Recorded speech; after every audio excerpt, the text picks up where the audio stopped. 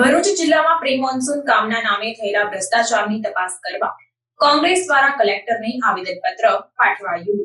ભરૂચ જિલ્લામાં પ્રી મોન્સૂનની કામગીરીમાં કરોડો રૂપિયાનું ભ્રષ્ટાચાર થયેલું છે, જેનો આક્ષેપ ભરૂચ જિલ્લા કોંગ્રેસ દ્વારા કરવામાં આવ્યો હતો અને જિલ્લાના તમામ તાલુકા અને નગરમાં રસ્તાઓની હાલત ખૂબ જ દયનીય છે, જેને સત્વરે રિપેર કરવા જિલ્લા કલેક્ટર તુષાર સુમેરાને આવેદનપત્ર આપી રજૂઆત કરવામાં આવી હતી। ભારતીય જનતા પાર્ટી લૂંટીલો ભાઈ લૂંટીલો સાથે આજે ભરૂચને બરબાદી તરફ રહી ગયેલા છે। ભરૂચ શહેરમાં ચારે તરફથી આવવાના રસ્તાની હાલત જુઓ। આજે પ્રી મોન્સૂનની કામગીરીના નામે કરોડો રૂપિયા ઉધારી દીધા છે। નગરપાલિકા, અમારી ચારે ચાર નગરપાલિકાઓમાં, આજે જિલ્લા પંચાયતમાં, આરએમબીમાં મે મહિનામાં વરસાદ પહેલા રોડ બને, એને લેયર પાથરવામાં આવે અને પછી પરિસ્થિતિ આજે શું છે બધા વાકેફ છે। લૂંટીલો ભાઈ લૂંટીલો ભારતીય જનતા પાર્ટીના નેતાઓને ઇલેક્શન લડવા માટે, ઘર ચલાવવા માટે, ગાડીના ડીઝલ ભરવા માટે કોન્ટ્રાક્ટરોમાંથી પૈસા લે છે। કોન્ટ્રાક્ટરો એવું કહે છે કે અમે કઈ રીતે રોડ બનાવીએ, કઈ રીતે સારા બનાવીએ।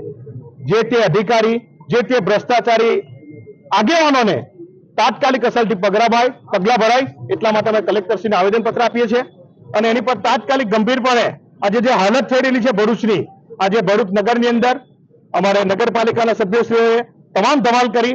મેં જાતે પણ અમે શહેર પ્રમુખ સાથે મનુભાઈ સોલંકીની જે દુર્ઘટના બની એમના ઘરની મુલાકાત લીધી। બહુ શરમની વાત છે કે આટલી મોટી ગટર લાઈન ખુલ્લી હોય, એ માણસ અંદર પડે આપણે વિડીયોમાં જોઈ શકીએ છીએ।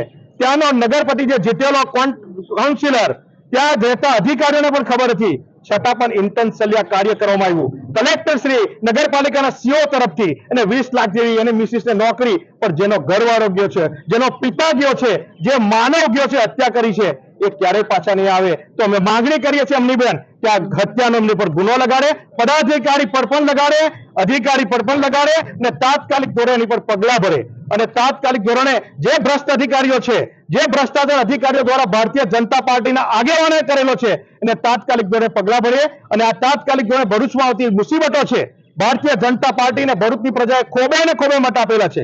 આજે ભરૂચ દહેજ ઇન્ડસ્ટ્રી, આજે ભરૂચ જિલ્લો ઇન્ડસ્ટ્રી હબ છે। દહેજ થી આવતા 2 કલાક, 3 કલાક સુધી દીકરાઓ નોકરિયાતો ઘેર નથી પહોંચી શકતા, એને વૈકલ્પિક બધું બહુ થઈ શકે એમ છે। તો આ ધારાસભ્યો, આ સંસદ સભ્યો આટલા બધા ચૂંટાયેલા છે, સંપૂર્ણ ભારતીય જનતા પાર્ટી સત્તા છે, છતાં પણ કોઈ વિકલ્પિક વ્યવસ્થા કરવા માટે તૈયાર નથી। બહુ શરમની વાત છે। આજે અમે કલેક્ટરની આ માંગણી કરીએ છીએ અને જો આની પર પગલા નહીં ભરે તો કોંગ્રેસ એની પર ઉગ્ર આંદોલન કરશે।